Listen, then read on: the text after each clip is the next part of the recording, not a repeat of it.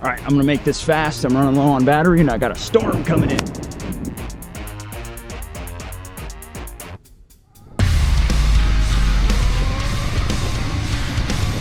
What's going on, everybody? Welcome back to the show. And today this video starts with some chaos, like seemingly so many of my other videos have.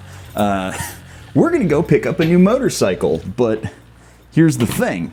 The motorcycle is at a FedEx facility by the airport, literally right on the tarmac. The other part that I need to make the motorcycle work is currently at a FedEx facility somewhere. So we gotta go adventure to get the pieces to make the motorcycle work. Good truck. There's the Tesla plant. That's the Gigafactory. And there she blows. Electrify your ride by Biketrix, and there's a little symbol of it. Now I gotta actually load this thing down and go get the battery. Stop number 2, the Industrial Way facility. So that right there is the box that contains the battery. Let's go home and put this sucker together. Okay, now I need to stop right here and make something super clear. Biketrix has given me this motorcycle. It's not on loan, it doesn't need to go back, it is now mine. That being said, I'm under no obligation to say anything nice, and all the thoughts and opinions are mine. One of the reasons this bike interested me is Biketrix claims to be different than the average electric bike company that stamps their logo on bikes that are all coming out of the same factory in China. They're a small company based out of Saskatoon, Saskatchewan, Canada. And I spoke to the CEO of the company, Roshan, to do some vetting before I even agreed to make the video, since this thing looks awfully similar to a Surron.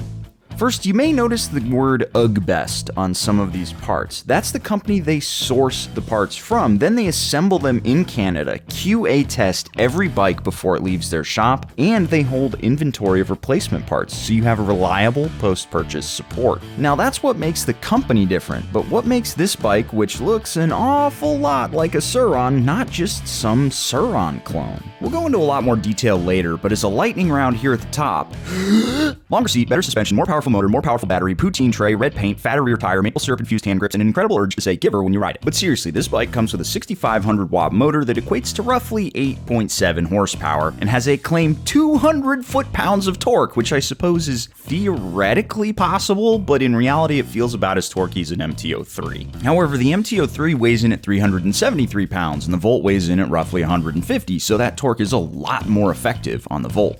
This thing is actually going together a lot nicer than the Solar did. It's going together a lot easier. Something about the parts that they're using, it just bolts up a lot faster. Biketrix claims a max range of roughly 55 miles and a top speed of 55 miles an hour. But as with all these little electric bikes, range and speed are going to vary wildly depending on how fast you're going, what you're hauling, and how liberal you are on acceleration. But that's all nerd stuff. How does this thing work when the rubber meets the road? Now, as I'm gearing up to take this thing out for a quick little test ride, I wanted to let you guys know that we actually have a discount code available on one of these things right here. I was talking to the folks over at Biketrix, and they got us 10% off. You click that link down in the description below and use the code SPITES SPECIAL. That's SPITES special. I'll have it on screen here and I'll have it in the description below so you can just copy and paste it right in there and save yourself almost like $600 on one of these things, which makes it cheaper than the comparable Surron with the same suspension. So click that link down in the description below and save yourself some cash.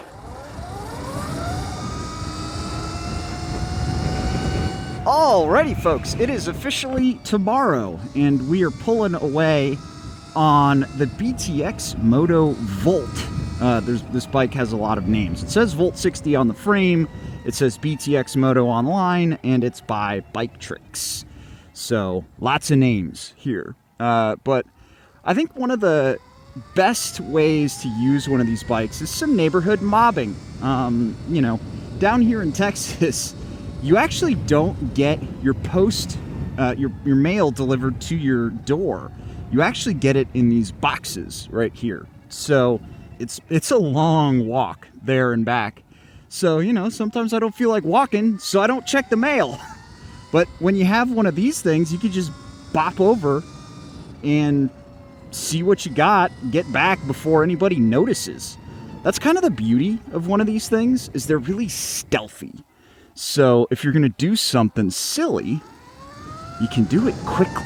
So we're in the full power mode. There are 2 power modes here, and you just switch it with that button. So that's the 1 power mode, which is low. This is the 2 power mode, which is fast.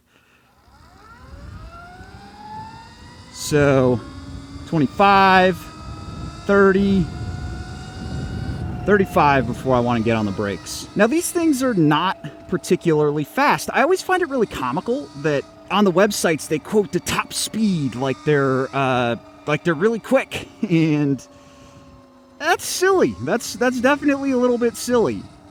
I think they're doing that because they're targeting more like bicycle riders than motorcycle riders.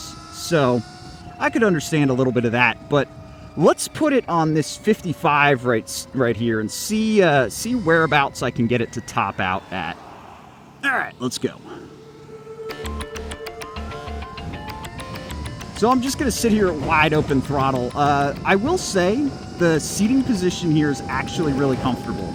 It feels just a wee tad, just a teensy bit smaller than that 250F I was riding up in Canada. Maybe if it had a full 21-inch front end on there, it would be nice, but you don't really need it. We're up to 45 mile an hour right now. Given that the max operating weight of this thing is like 220 pounds, and I'm still 230 something, that makes sense. But that's still pretty quick, especially for a neighborhood bop around bike. Let's have some fun, shall we? Let's get it in the dirt.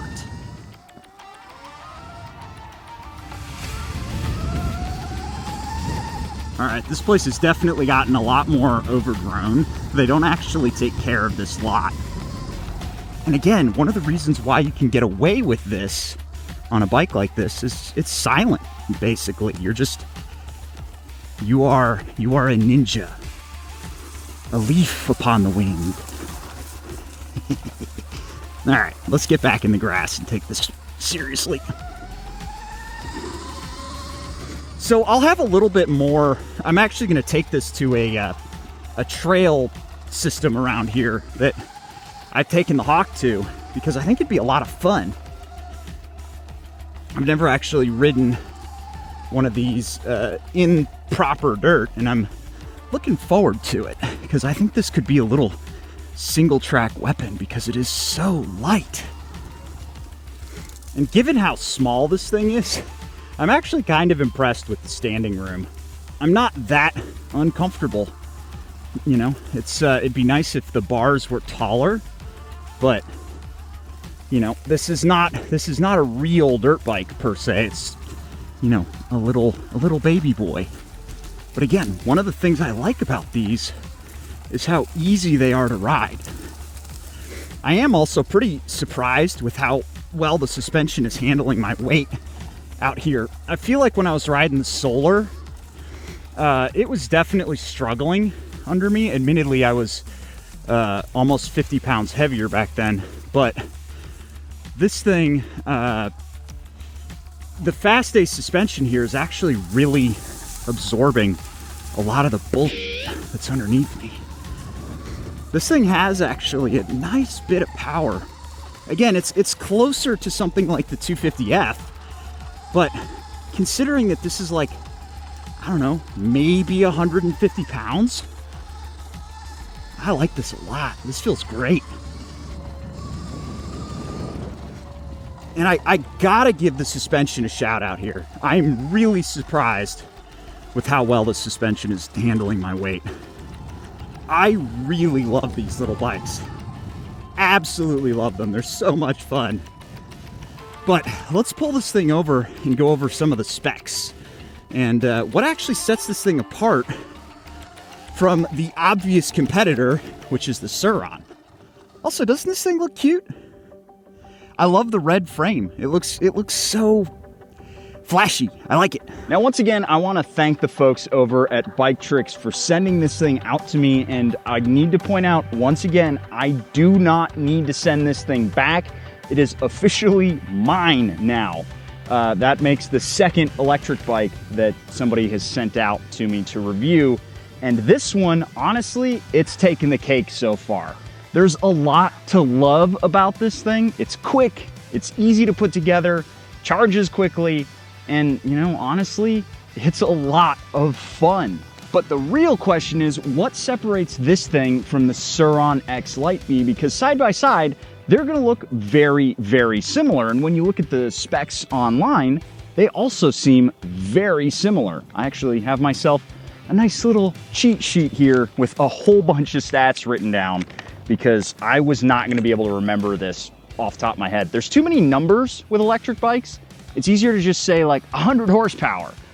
When it comes to these things, I gotta say 6,000 watts, which is the equivalent of 8 horsepower, which, by the way, that is what the Surron is putting down. This thing is putting down 6,500 watts, which is the equivalent of 8.7 horsepower. Now, that might not sound like much, but you've gotta remember, when we're dealing with numbers this small, any change matters. That's a 9% increase over the X Light Bee, and honestly, it does feel a little bit faster to me. They both have 60 volt, 40 amp hour batteries, although you can get aftermarket batteries for both of these things. They can go all the way up to 72 volts. I think you can even get more. Now, personally, I would like to have a 72 volt battery in this thing because that's what the Solar has, and you do actually feel a little bit more potent. You could get a little bit more power down and you get more range out of them. Now, are you ready for the Disneyland numbers? I don't know where they get off quoting that the Surron has 184 foot-pounds of peak torque. No way does it have that much torque.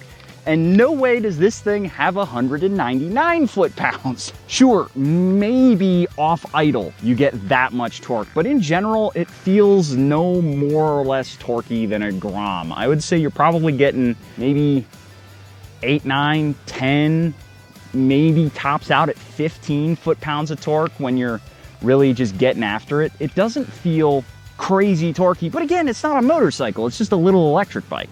The Surron's got a 32.6 inch seat height. This thing has a 32.9 inch seat height, and this has almost an inch less ground clearance. The Surron has 10.9, this only has 10. But here's the real difference. The Surron costs $4,400. This costs $6,000. Or, you know, you could save yourself 10% by clicking that link down in the description below and use the code SPITESPECIAL. You're welcome. So, what are you getting for your extra cash here? Well, obviously, you are getting a full, long dirt bike seat. The Surron has that little, like, tiny seat that's like half the size of a dirt bike seat. This, you have the full-length seat, which means you can move around a lot more comfortably, and you can get in exactly that dirt bike riding position that you would want to. This thing is lighter at 121 pounds versus 123 for the Surron, and I believe both of those are without the battery on board. And aside from the increased power, the biggest thing on here that you are getting over the Surron is you are getting this fast ACE suspension, which front and rear adds up to almost $1,000 plus your time to install it. So all in all, I do believe it's worth the upgrade. And not to mention, this thing operates within the Surron ecosystem. So a lot of the Surron parts that you could put on any Light Bee, you could slap onto this thing. So to take a bike that has better suspension already, sure, why not? One less mod I have to do. I can save the money and put it into the controller. I will say the biggest thing that annoys me on this bike is this has an immobilizer feature on it. And the folks over at Biketrix say it's a secret so that you can't steal it. So I'm not gonna tell you how to get it into park. All I'm gonna say is I didn't know how to park and the documentation didn't tell me how to get it out of park. I actually had to reach out to my guy over at Biketrix, who happens to be the CEO of the company, and he was able to tell me. That is the biggest negative I can find with this thing. It is truly unforgivable that I did not know how to put this thing into gear. If I can't do it, the average rider can't do it. So you guys need to update that documentation. And it should say, you know, BTX Volt on it. It should say BTXMoto. It shouldn't say UGBest X Hunter. Now, because this thing is mine, courtesy of the folks over at Biketrix, huge shout out by the way, I'm gonna be doing a full build series on this thing. I wanna see what I can get this little beast to do because it operates in the Surron ecosystem. So I should be able to get new controllers, bigger batteries, bigger motors. I think I could even get a rear foot brake and brake upgrades generally for this thing to get it off of mineral oil and actually onto .4. So maybe I can get the brakes to feel a little bit better. Stay tuned for all of that, and I will catch you in the next one. See you later.